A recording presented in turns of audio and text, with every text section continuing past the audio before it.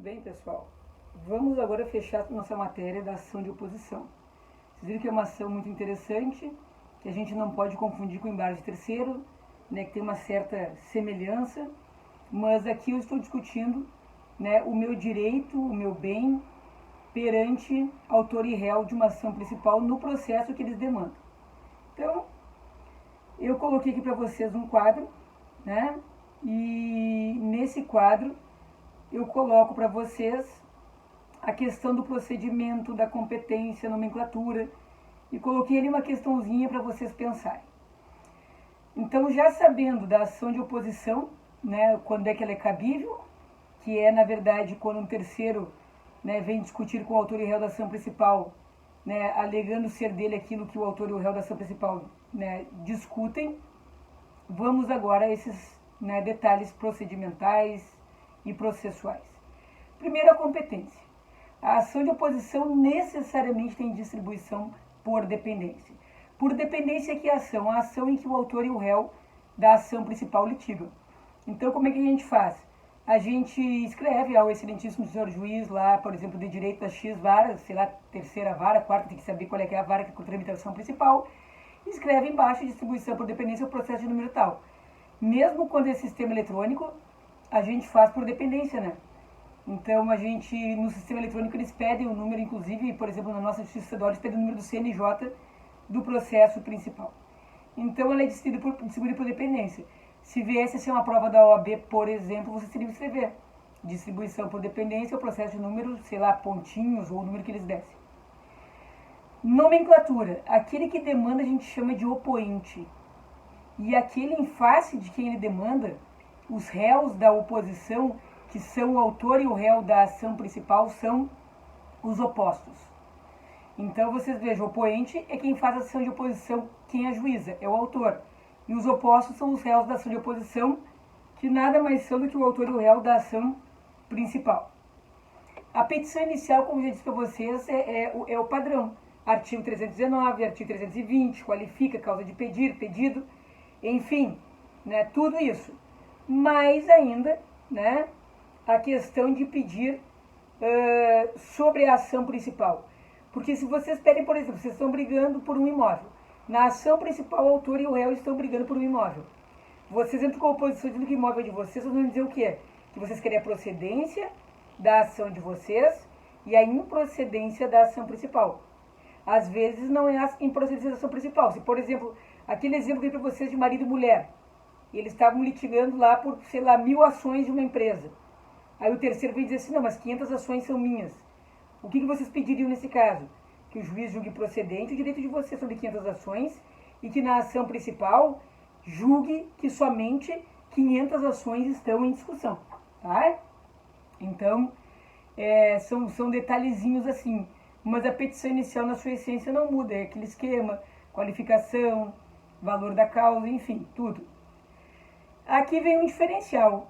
A citação dos réus na oposição, ela é feita na pessoa dos advogados. E por quê? Porque, em tese, eles têm advogados constituídos nos autos. Falei, em tese.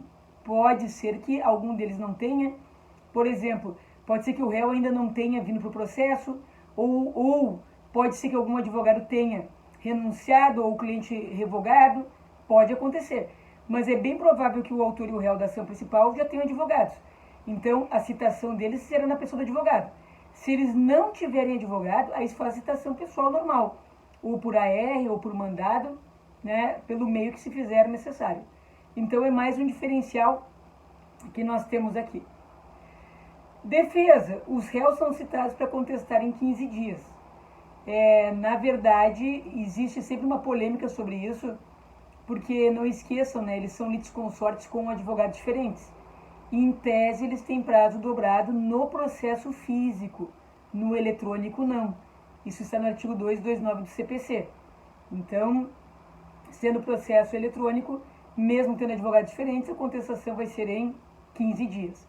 Aí vocês me dirão assim, mas como é que tu sabe que eles têm advogados diferentes?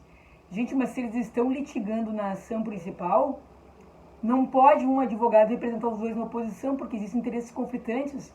O Código de Ética não permite isso. Então, eles são, sim, litisconsortes com advogados diferentes, Só que esse diferencial aí do prazo dobrado, ele só vale para processo físico, para eletrônico não vale. A autonomia da ação, isso é muito importante, está no CPC claramente isso, né? O que quer dizer autonomia da ação? Que se a ação principal, por alguma razão, venha a ser extinta, a oposição vai continuar porque ela tem essa autonomia. Então, vocês vejam, o CPC fala assim, na hipótese de reconhecimento jurídico do pedido na ação principal. Como assim? Por exemplo, o João processou a Maria na ação principal pedindo um imóvel. A Maria vem dizer assim, não, o imóvel é do João, eu reconheço. Isso não influencia em nada na oposição. A oposição vai prosseguir da mesma forma, né? Não mais, é claro, em relação a Maria, porque ela abriu mão do direito dela, mas a oposição vai prosseguir e a ação principal, nesse caso, ela é extinta, porque houve um reconhecimento jurídico do pedido, que inclusive é mérito. Então, ela é uma ação de natureza autônoma, que na verdade vai andar junto com a ação principal por uma questão de economia processual, de praticidade, né? Então, ela tem essa natureza. Aliás, já disse para vocês, e se a pessoa não ajuizou a ação de oposição, não tem problema. Se a pessoa não ajuizou a ação de oposição, ela pode depois fazer uma ação autônoma para reivindicar o que é dela. A vantagem da oposição, como eu já falei para vocês, é resolver em duas, né, ações dentro de um mesmo processo, vocês resolvem relações processuais distintas. Então, a vantagem nesse caso é a questão da economia processual. Então, é uma ação autônoma. Procedimento. Admitida a oposição, a mesma vai tramitar junto com a ação principal. O que acontece? Algumas vezes a ação principal vai estar mais adiantada. E o que o juiz faz? Ele manda suspender a ação principal para que as duas se processem juntas, para que tenham uma mesma audiência. Tá, mas se a ação principal já teve audiência, o juiz manda para a ação principal para que ele possa, então, fazer audiência na oposição. É importante que as duas fiquem juntas, né, na fase processual do processo, até porque o juiz vai decidir juntas. Então, qual é que é o procedimento? Se perguntar para vocês uma prova, o procedimento é o comum, mas vocês já sabem, né? Tirando esses diferenciais que eu mostrei, ela vai tramitar como um procedimento comum. Mas se perguntar, ele é procedimento especial. Ah, oposição é procedimento especial? Sim, mas ação de procedimento especial. Mas depois da sua tramitação acontece, né, que ela vai usar as regras de procedimento comum. Então, se a oposição entrar logo que entrou a ação principal, as duas processam juntas sem problema nenhum. Se ela entrar um pouco depois, vai acontecer o quê? O juiz pode mandar suspender a ação principal até que a oposição chegue naquele mesmo momento, naquela fase processual. E por quê? Porque vem a questão da sentença que nós já vamos comentar. E aí vem a questão da sentença.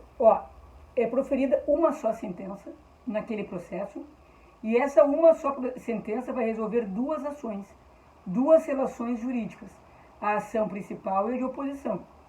Então, até não teria sentido mesmo ter duas ações em um processo e o juiz decidir uma sentença aqui e outra ali, porque o juiz vai ter que observar o contexto da percepção dele para decidir sob pena de resultados conflitantes.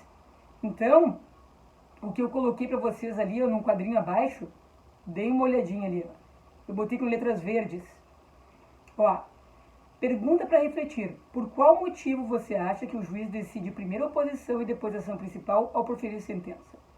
Na verdade, né, o motivo principal é que a oposição é prejudicial à ação principal no seu resultado. Como assim? Vocês vejam. Imagina que, vamos voltar ao nosso primeiro exemplo aqui. A viúva processa o INSS requerendo pensão. A companheira fica sabendo e diz, não, mas ele nem vivia mais com ela, a pensão é minha. A companheira, então, faz oposição contra a viúva e o INSS. Vocês imaginem se o juiz julga a primeira ação principal e diz assim, pensando bem, a viúva tem realmente direito, a viúva realmente era casada, né, com o de cujos. Aí depois ele vai julgar a oposição e diz assim, opa, para aí. Agora eu descobri que não.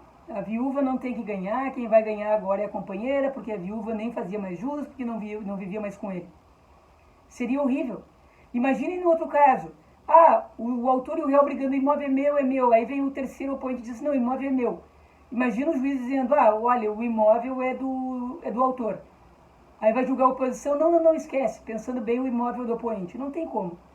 Então, por que a sentença da oposição, né, por que o julgamento da oposição na sentença tem que ser antes da ação principal? Porque é prejudicial a ação principal. Se, por exemplo, o juiz diz assim, ó, considero que realmente o oponente tem direito a 500 ações da empresa tal, naquele exemplo das ações. Aí ele vai na ação principal, onde o casal briga por 1000 ações e diz, olha, 500 ações já pertencem ao oponente. Aqui só vai se discutir a quem pertence às outras 500 ações. Então é por essa relação de prejudicialidade da oposição em relação à ação principal que na sentença se julga primeiro, né, a oposição. É relação de prejudicialidade. Então foi essa perguntinha que eu fiz para vocês e aqui está a resposta. Valor da causa é o valor do bem ou direito que o oponente pretende. Não é automaticamente o valor da ação principal. Se, por exemplo, aquele exemplo das ações, o casal brigando por 1000 ações, o oponente briga por 500, o valor da causa são as 500 ações e não as 1000 ações que eles estão brigando na ação principal. Então, isso daqui é questão procedimental e vimos o cabimento da oposição. É um conteúdo bem interessante, né? Antigamente era intervenção de terceiros, agora não é mais. Deixa eu dar alguns recadinhos aqui para vocês. A gente teve alguma instabilidade no mudo, acho que vocês já acompanharam, mas agora o que parece, né, tudo se regulariza, então continua nosso sistema, né, conteúdo, material e vídeos sempre. Outro recado importante para vocês é que eu vou mandar o feedback da avaliação feita, mas foi muito positivo e eu não tenho palavras para agradecer para vocês, né, tantas coisas bonitas escritas, e saibam que eu realmente sou bem honesta, eu estou trabalhando com vocês dessa forma, pensando em vocês, eu me preocupo com esse momento. Eu tenho um afiliado que está no 2º grau do Rosário, eu vejo, esses dias a minha irmã até teve que fazer um pão em forma de dragão, né, com a ajuda dele, que era uma tarefa de artes. Imagine numa época de pandemia, ela trabalhando, estudando, ele cheio de aulas. Então, a gente vê que tem uma correria, que vocês têm filhos também para fazer isso, e que vocês, se não têm filhos, têm pais, enfim, vocês têm toda a atividade. E eu fico feliz de saber que o nosso método está funcionando, que vocês estão estudando, que vocês estão aprendendo, né, e nossos canais sempre abertos. Depois eu vou mandar uma mensagenzinha dando né, um feedback da avaliação. E nós temos na quinta-feira à noite um Zoom para tirar dúvidas, né, conversarmos sobre avaliação. Eu vou mandar para vocês o convite também por mensagem. Então é importante que a gente faça isso. Eu não vou dar, digamos, aula, conteúdo, porque existe toda uma programação de vocês em cima disso, mas eu vou estar disponível para que a gente possa tirar dúvidas e conversar um pouco, né, sobre a avaliação. Então, né, encerramos aqui a oposição e já mais um recado para vocês. Eu já postei o trabalho que vale 4. É uma petição inicial. É um conteúdo que nós vamos começar, já postando material, de dissolução parcial de sociedade, né? Por isso que eu postei só agora, mas o que é isso que eu nunca vi? Nós estamos vendo, e por isso que eu adiei o início, então, né, a data de entrega do trabalho. Então, recados dados, vocês já sabem, qualquer dúvida, WhatsApp, é super rápido, WhatsApp, mudo, né, e-mail, o que vocês preferirem. Muito obrigada e vamos nos comunicando.